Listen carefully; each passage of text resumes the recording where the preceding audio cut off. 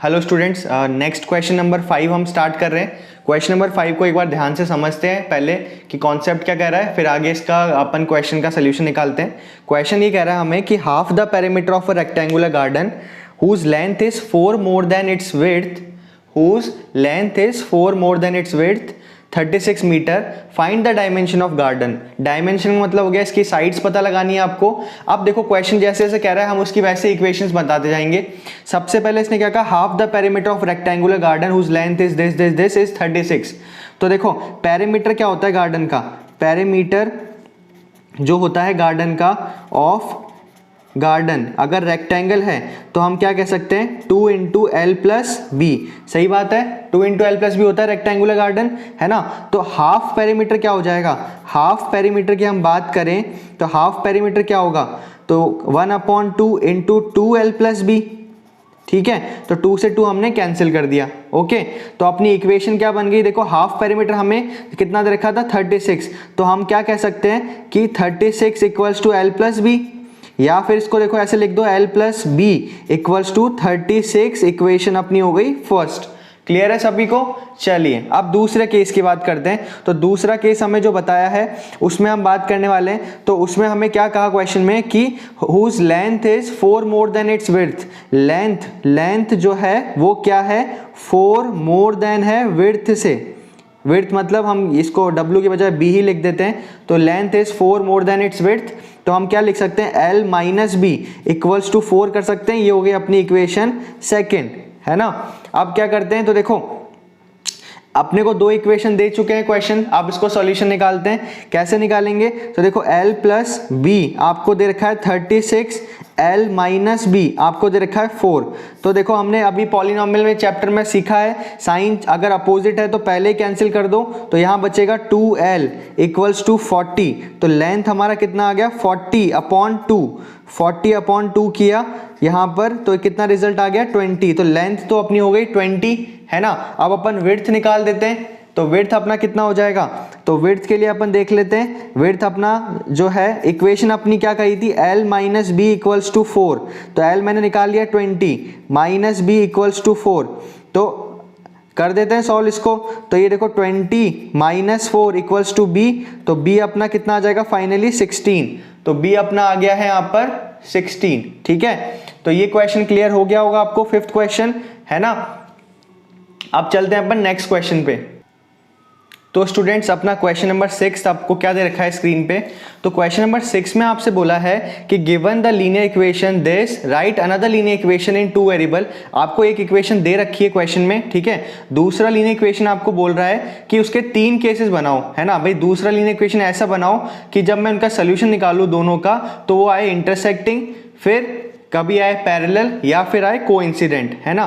तो एक इक्वेशन अपन को दे रखी है। अब 2x प्लस 3y माइनस 8 मुझे गिवन है। दूसरी इक्वेशन में ऐसी कौन सी बनाऊं कि लाइन इंटरसेक्टिंग हो।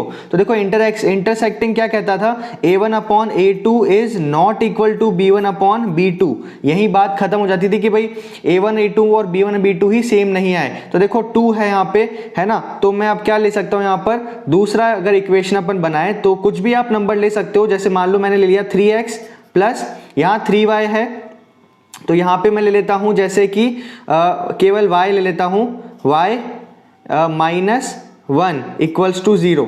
अब देखो कंपेयर करते हैं अपन, तो इनको अगर कंपैरिजन करेंगे तो ये हो जाएगा 2/3 इक्वल्स टू 3/1। तो देखो इक्वल नहीं है ना ये, तो ये अपना जो दोनों अपनी नई इक्वेशन हमने कौन सी बनाई, ये वाली, और ये कैसी है इंटरसेक्टिंग हमें बता रही है सोल्यूशन। ठीक है, नेक्स्ट हम बात करते हैं पैरेलल लाइंस का। अब देखो पैरेलल लाइंस में बात समझें तो वही अपना मेन इक्वेशन तो यही है। मेन इक्वेशन आपको दे ही रखा है ना, मेन इक्वेशन आपको दे रखा है स्क्रीन पे। आप पैरेलल लाइन के लिए क्या करेंगे, तो वही 2x प्लस 3y, इससे अपन सोचते हैं पैरेलल लाइंस कब बनती है, जब सोल्यूशन कैसा होता है, नो। तो नो सोल्यूशन का केस अपना क्या होता है, देखो a1/a2 equals to b1/b2 is not equal to c1/c2।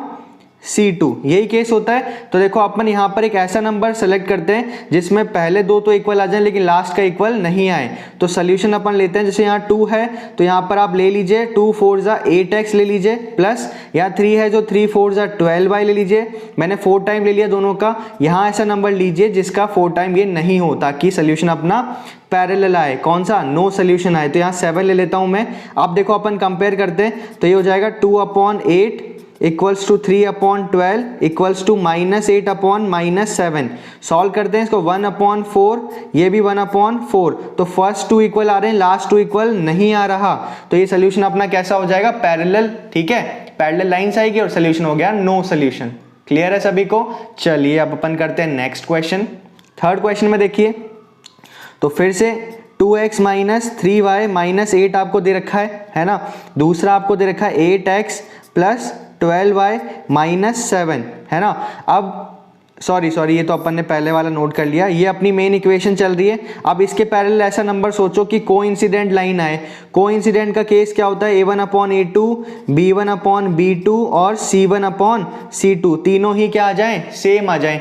तो बना लेते हैं इनका। तो देखो यहाँ 2 है तो 2 4 जा यहाँ पर आप 8x ही ले लो, -3 4 जा 12y ले लो, है ना।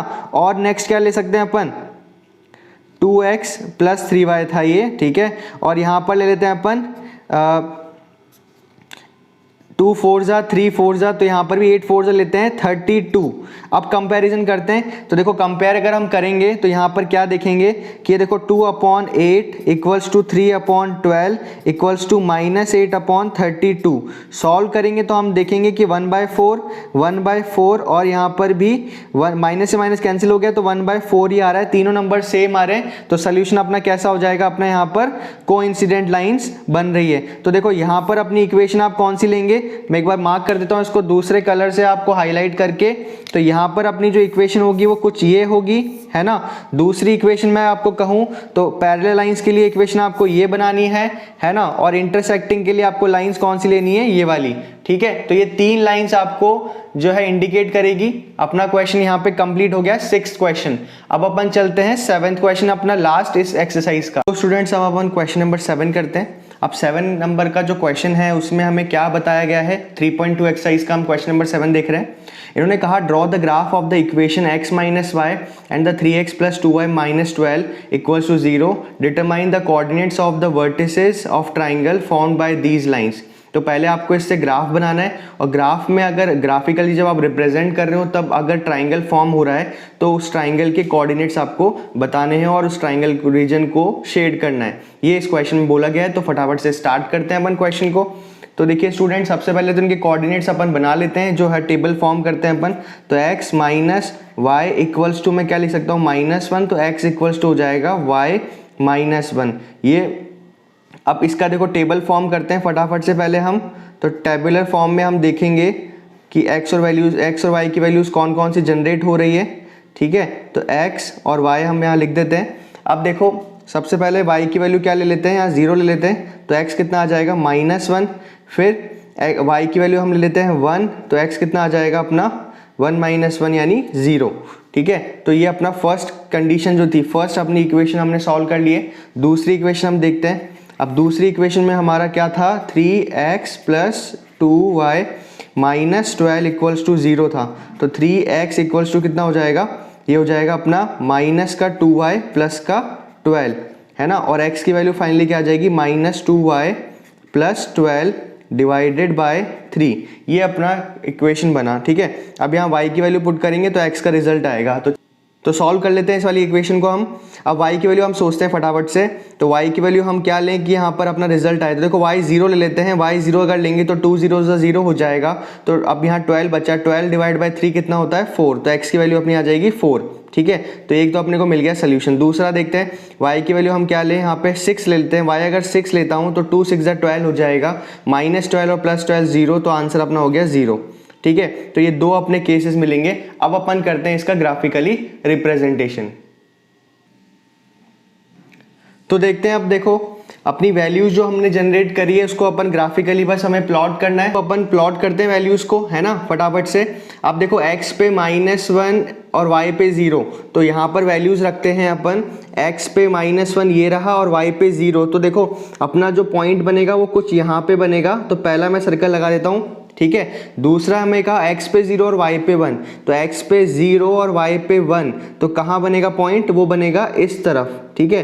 तो ये दो अपने कोऑर्डिनेट्स बन गए फर्स्ट इक्वेशन के। तो एक बार इसको अपन प्लॉट कर लेते हैं, ठीक है, लाइन को जनरेट कर लेते हैं, पूरा स्ट्रेट लाइन बना लेते हैं एक बार इसकी। तो वो बन जाएगी कुछ इस तरीके से, ठीक है। तो ये अपना पहला बन गया पॉइंट, है ना। दूसरा हम देखते हैं एक बार।